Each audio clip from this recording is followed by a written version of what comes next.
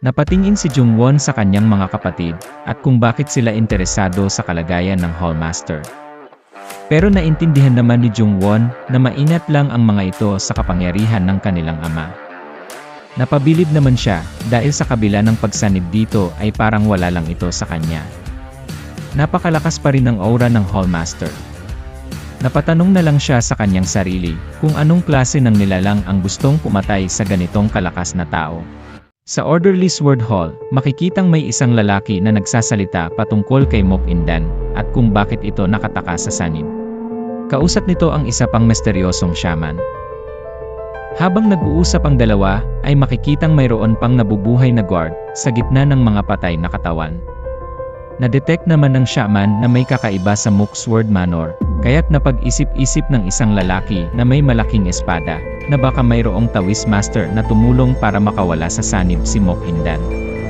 Napagplanuhan ng dalawa na personal niyang pupuntahan si Mok-indan para patayin. Napansin nito ang isang guard na nabubuhay pa, at itinaas niya ang kanyang napakalaking espada, at pinugot ang ulo nito. Sinipa nito ang pugot na ulo ng guard palabas. Napakarami naman ng mga kasama nito na naghihintay ng mga utos niya.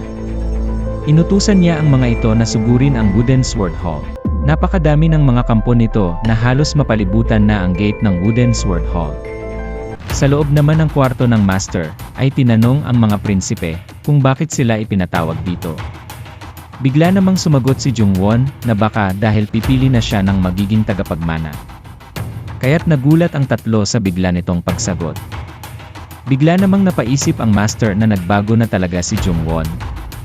Naaalala pa nito ang sinabi ng isang guard sa kanya, na iniligtas siya nito sa pagsanib sa kanya ng isang demonyong espiritu.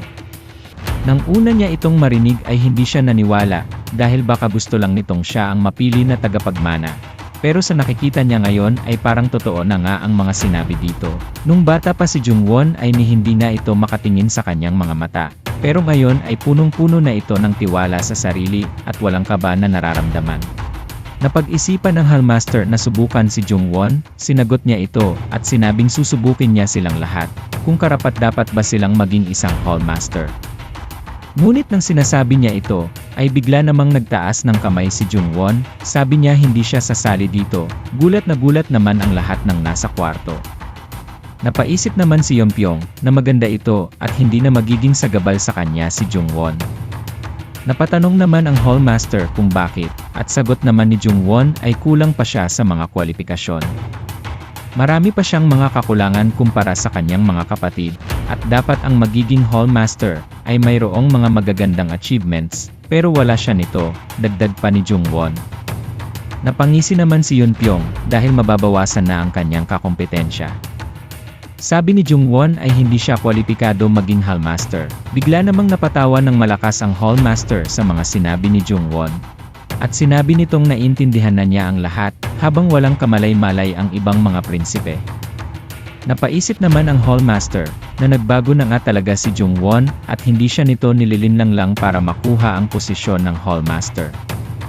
Ang dating pasaway na bata, ngayon ay mapagkakatiwalaan na. Kaya't naisip ni Mok-indan, na overqualified pa nga si Jungwon. May pahabol pa siyang tanong, kung bakit nasabi niya yung nagkukulang pa siya. Nagulat naman ang iba, dahil alam na nila kung saan patutungo ang usapang ito. Bigla namang nabanggit ng Hallmaster, ang pag-atake sa kanya ilang araw pa lang ang nakalilipas. Inatake siya at pinutol ang kanyang kamay, pero nalaman ng Hallmaster na ito ay si Jungwon at niligtas niya ang kanyang buhay.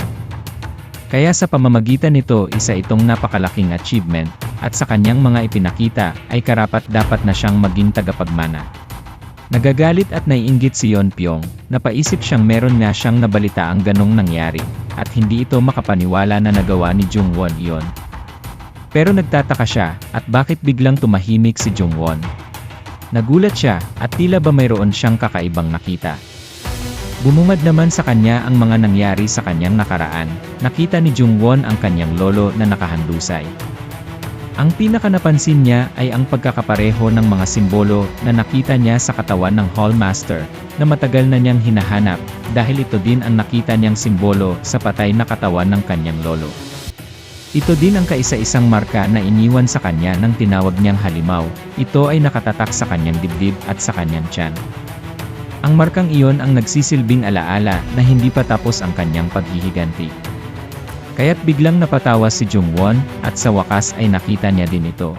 Bigla namang may nangyari, at napansin din ito ng Hallmaster. Nagtanong naman ito kung ano ang nangyayari sa labas. Biglang binuksan ng guard ang pinto sa kwarto.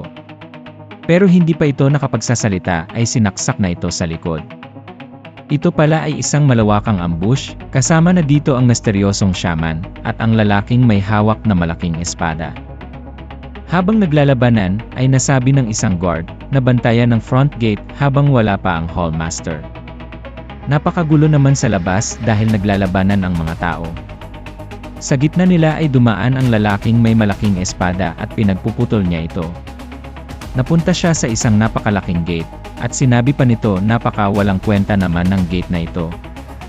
Nagulat ang mga guard, habang tinitignan nila ang pagsira sa napakalaking gate na kanilang binabantayan. Nang masira na ito ay inutusan niya ang kanyang mga tao, na pasukin ang lugar, at hanapin ang isang bagay.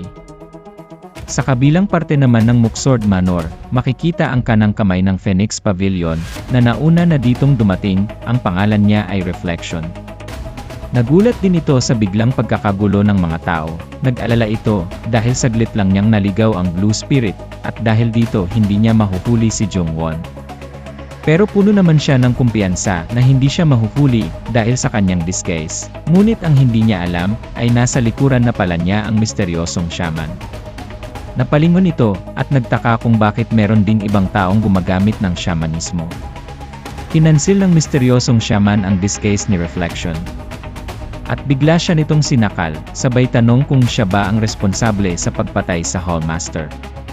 Napaisip naman si Reflection, na bakit nandito ang napakalakas ng shaman na ito pati na din ang kasama nitong mga grupo, at ang mga skills nila ay pang-advance na, sila pala ang mga shaman na di sumusunod sa batas, at pinakamalakas sa mundo ng Murim. Nagalit naman ito sa pangingialam ni Reflection sa mga plano ng Underground Assassin Pavilion. Napansin naman ito ng kasama niya, at napatanong kung ano ang ginagawa niya. Sabi nito ay nagliligpit lang ng mga insekto. Ang kanilang pakay dito ay kunin ang isang bagay, kaya't nagmamadali silang puntahan ang Hallmaster na si Mok Indan, at nang makuha na nila ang kanilang kayamanan. Sa taas naman ay tanaw na tanaw ng Hallmaster ang mga nangyayari. Galit na galit ito sa mga nagtatangkang sumakop sa kanila, at handang-handa siyang lumaban. Inutusan niya ang mga kasama nito pati na ang kanyang mga prinsipe na lumaban. Habang nakasunod si Jungwon, ay bigla siyang napaisip at huminto sa gitna ng labanan. Ang plano niya ay hindi sumali dito, at hindi naman siya mapapansin dahil sa kabuluhang ito. Pero may hindi pa siya na itatanong sa Hallmaster, at ito ay may kinalaman sa marka, kaya't nagdalawang isip siya kung tutulong na lang ba siya sa labanan. Bigla namang may pumalibot na dark energy sa kanyang kamay, at kasabay dito ay mayroong shaman na nagtatangkang patayin siya. Hinawakan naman agad ni Jungwon ang espada nito, at nagulat ang shaman, ginamit niya ang espada para patayin ito. Habang patuloy ang labanan sa paligid, ay unti-unti naman ang naintindihan ni Jungwon, na lahat ng kasamaan sa paligid kasama na ang mga kamatayan, ay para bang siya ay unti-unting nabubusog, at ito nga ang dark energy. Ang lugar na ito sa ngayon ay nag-uumapaw ng dark energy, at gustong-gusto ni Jungwon na i-absorb ito lahat para mas lalo siyang lumakas. Ngunit napakadelikado naman na umupo siya at mag-circulate ng kanyang energy. Bigla namang sumulpot si Go-chan na nasa katawan na ni Hachirin, habang nagpapalit ito ng damit ay biglang may sumulpot na mga tao at akmang siya ay papatayin. Hindi pa ito natatapos magsalita ay sinabi ni Jungwon na good timing ang pagdating niya. Inutusan siya ni Jungwon na bantayan muna siya habang nagsisirculate ng kanyang energy. Nagulat naman si Go-chan sa mga pinagsasabi ni Jungwon.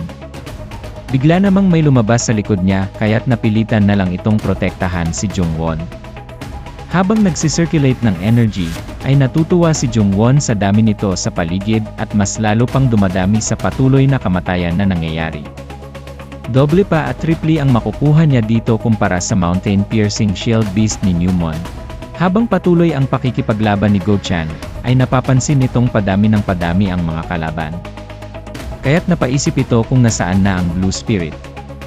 Nang mapalingon ito, ay nakita niya ang sinaniban ng demonyong monghe. Natuwa si Go Chan at mayroon na din siyang makakatulong sa laban.